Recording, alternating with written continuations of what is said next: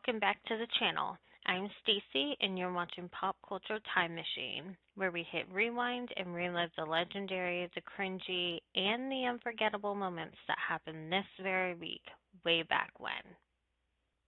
All right, let's kick it off with When You've Lost That Loving Feeling by the Righteous Brothers reached number one on the Billboard Hot 100 in 1965. It became far more than a hit song. It marked a major shift in pop music and pop culture. Released in 1964, the song hit number one in February of 1965. It was produced by Phil Spector and is one of the most famous examples of his wall of sound production style. At the time, it was considered unusually long, slow, and emotionally intense for a pop single. Before this song, most pop hits were short, upbeat, and simple. After this song, it was dramatic, emotional, and almost cinematic. It treated romantic loss with serious emotional weight, not just catchy hooks. It helped prove that deep emotional storytelling could succeed on pop radio. The lead vocal by Bill Medley and Bobby Hatfield sounded raw, pleading, and vulnerable. It showed that male singers could express heartbreak openly, which influenced later artists.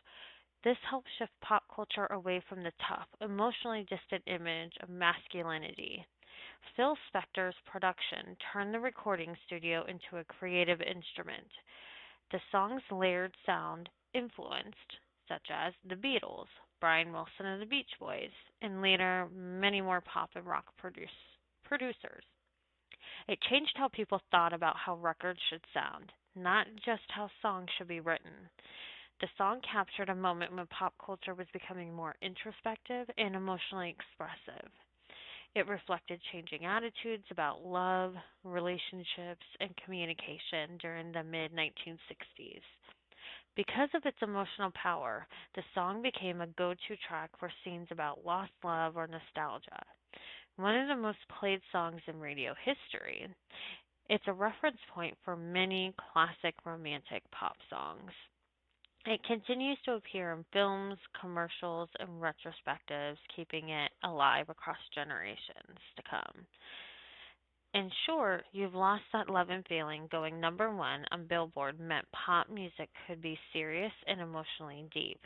Studio production became central to musical creativity. Vulnerability became part of mainstream masculinity. Pop songs could feel timeless, not disposable. It didn't just top the charts, it changed the emotional language of pop music.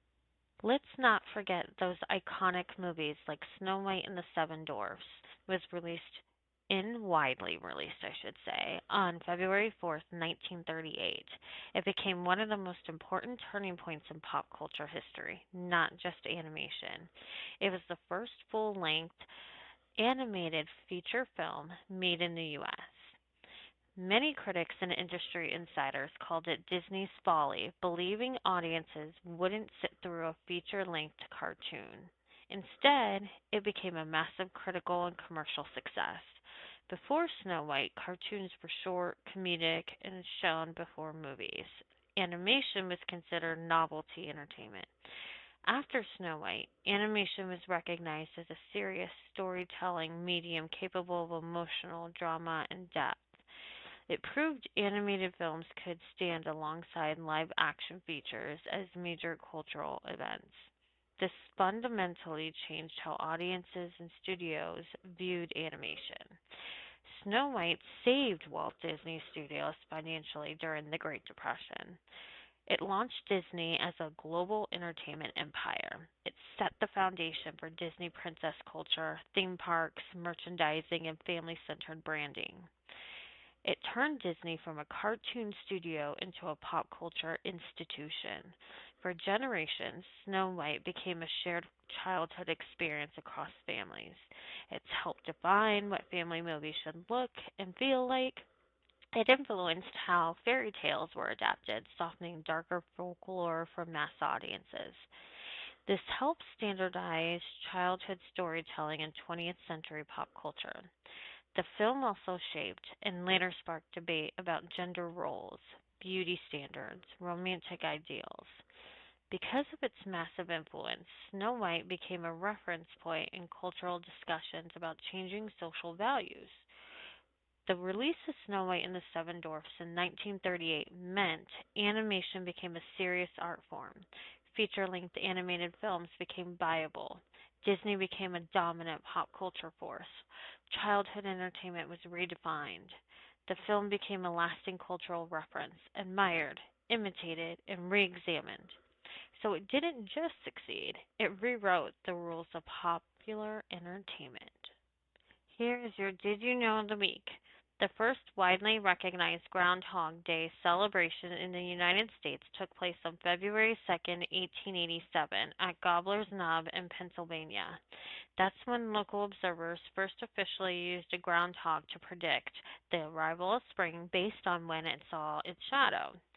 Groundhog Day itself has even older roots tied to European spring forecasting traditions and Candlemas celebrations from medieval times. But the specific American custom with the groundhog really took shape in the late 19th century. Originally, Groundhog Day was a quirky folk event rooted in immigrant traditions from Germany, adopted by Pennsylvania settlers who used the native groundhog instead of the European badger. Before mass media, there was a small regional celebration tied to local identity and seasonal folklore. Over time, newspapers, radio, and later television broadcast the event annually, bringing the ritual to audiences across the country. As mainstream media began covering the event each year, Groundhog Day turned into one of the first widely televised seasonal traditions outside of major holidays such as Thanksgiving, Christmas. Viewers grew familiar with the ritual, even if they didn't take it seriously as a weather forecast. The biggest pop cultural shift came nearly a century later with the 1993 film Groundhog Day starring Bill Murray. The movie used the holiday's date as a backdrop for a story in which the protagonist relives the same day over and over.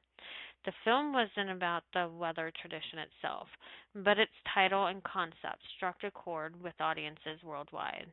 As a result, the phrase, like Groundhog Day, entered the English language as an idiom meaning a repetitive, unchanging situation.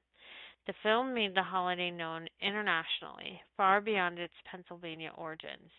This is one of those rare examples of a traditional observance being reshaped and amplified by pop culture into something with symbolic meaning far beyond its original purpose.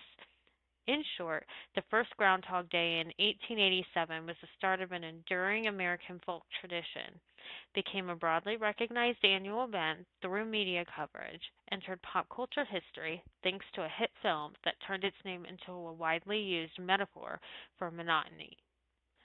And that's your nostalgic rewind. This week in pop culture history gave us everything. What's your favorite throwback moment? Let me know in the comments below. Don't forget to hit that like button, subscribe, and ring the bell so you never miss a ride in the pop culture time machine. Until next week, stay nostalgic, stay fabulous.